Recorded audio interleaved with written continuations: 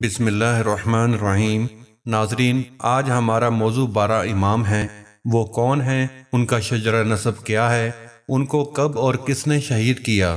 Video شروع کرنے سے پہلے آپ کو بتاتے چلیں کہ یہ اہل بیت کے 12 ائمہ کرام نہ صرف اہل تشیع کے لیے اہم ہیں بلکہ اہل سنت اور دیگر تمام فرقے بھی ان سب کو عزت و احترام کی نظر سے دیکھتے ہیں۔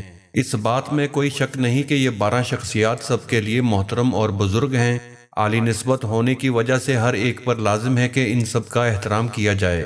تفسیر روح المعانی میں امام اہل سنت امام علوسی لکھتے ہیں کہ ولایت کا مرکز ہمیشہ اہل بیت ہوں گے اور اصل میں وہی کتب الاقطاب ہوں گے، اور اگر ان کے علاوہ کوئی کتب ہوگا تو وہ ان کا نائب ہوگا، اور یہ کتبیت کبریٰ اہل بیت کے مشہور 12 اماموں کو حاصل ہے۔ ہماری آج کی اس ویڈیو کا مقصد صرف اپنے ناظرین کی معلومات میں اضافہ کرنا ہے۔ اگر اس سے کسی کی دل آزاری ہو یا ہم سے کوئی غلطی ہو جائے تو ہم پیشگی معذرت کرتے ہیں۔ آئیے آپ کو 12 ائمہ کرام کے بارے میں بتاتے ہیں۔ نمبر 1، سب سے پہلے امام علی بن ابی طالب ہیں۔ آپ مشہور صحابی، کاتب وحی، اہل سنت کے چوتھے خلیفہ، حضور صلی اللہ علیہ وآلہ وسلم کے چچا زاد بھائی، داماد مصطفیٰ صلی اللہ علیہ وآلہ وسلم اور 11 ائمہ کرام کے والد ماجد ہیں۔ قرآن مجید کی تقریباً 300 سے زائد آیات کریمہ آپ کی اور اہل بیت کی شان و عظمت میں نازل ہوئی ہیں۔ آپ شیر خدا اور شیر رسول صلی اللہ علیہ وآلہ وسلم ہیں۔ ابن معلجم مرادی نامی خارجی نے مسجد کوفہ کے محراب میں شیر خدا پر زہر آلود تلوار سے حملہ کیا، جس سے آپ 21 رمضان 40 ہجری قمری میں آپ شہید ہو گئے۔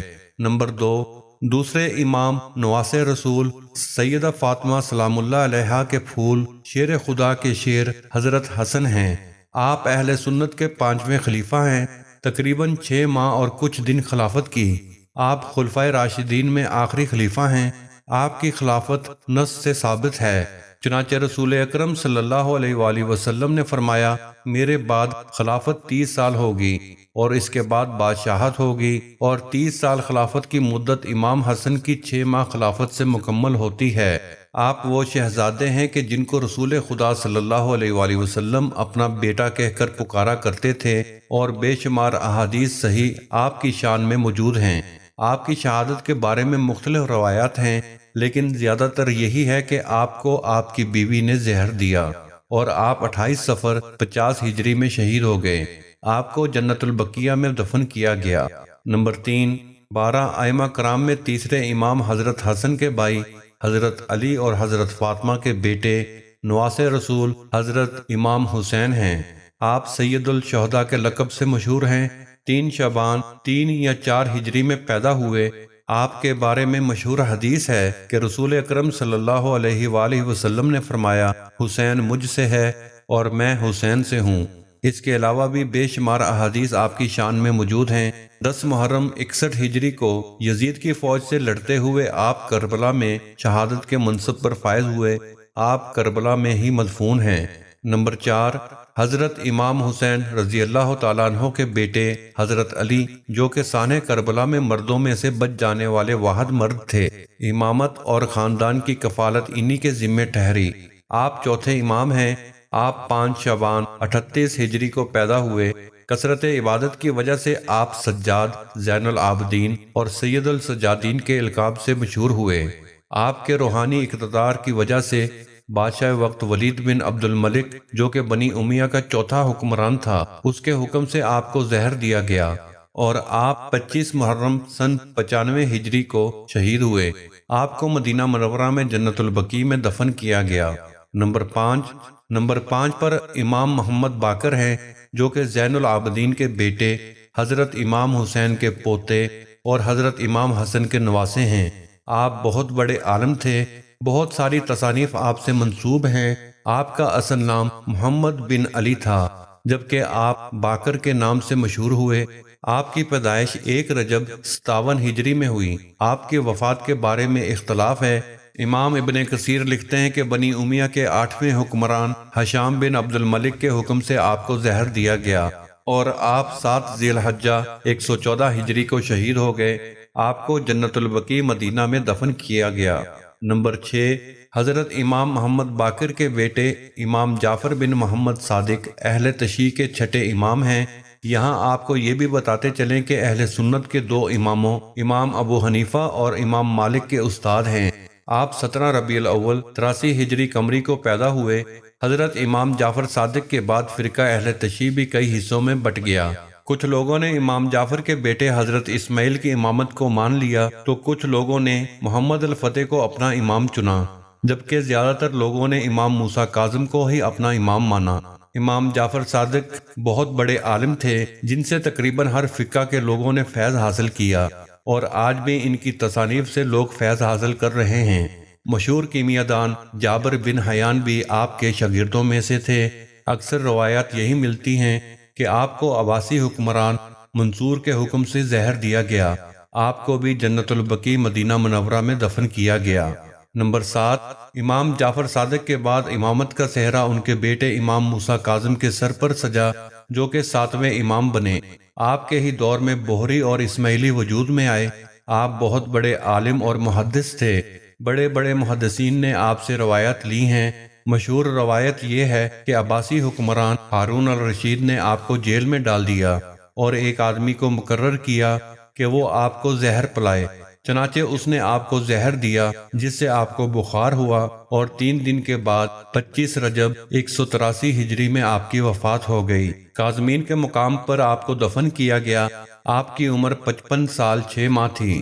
نمبر 8، امام حضرت موسیٰ کاظم کے بیٹے حضرت علی بن موسیٰ 8ویں امام بنے، جو کہ امام رضا کے لقب سے مشہور ہوئے۔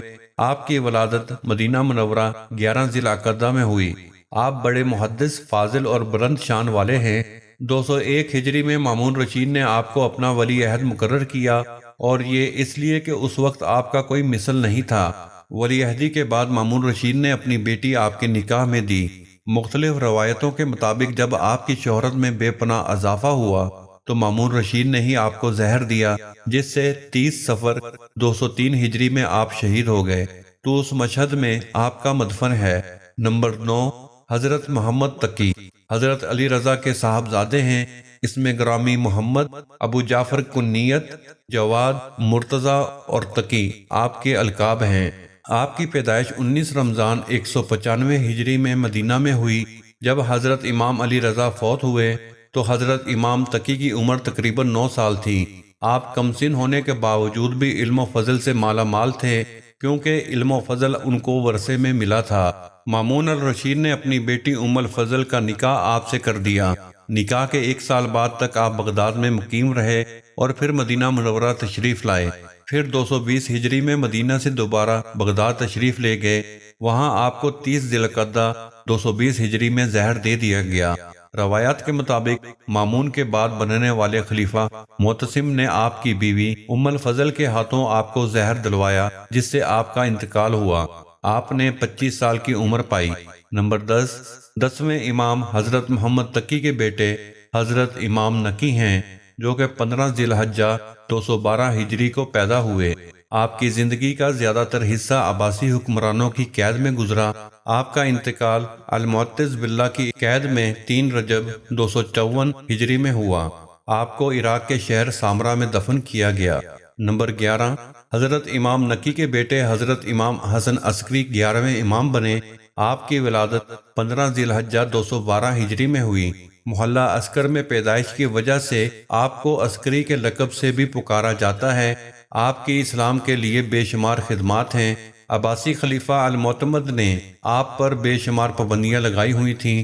المعتمد آپ کی مشہوری سے بے حد پریشان تھا، اس لیے اسی کے حکم پر مسموم کر کے 3 رجب 254 ہجری کو آپ کو شہید کر دیا گیا۔ آپ کو آپ کے والد حضرت علی نقی کے ساتھ سامرا میں ہی دفن کیا گیا۔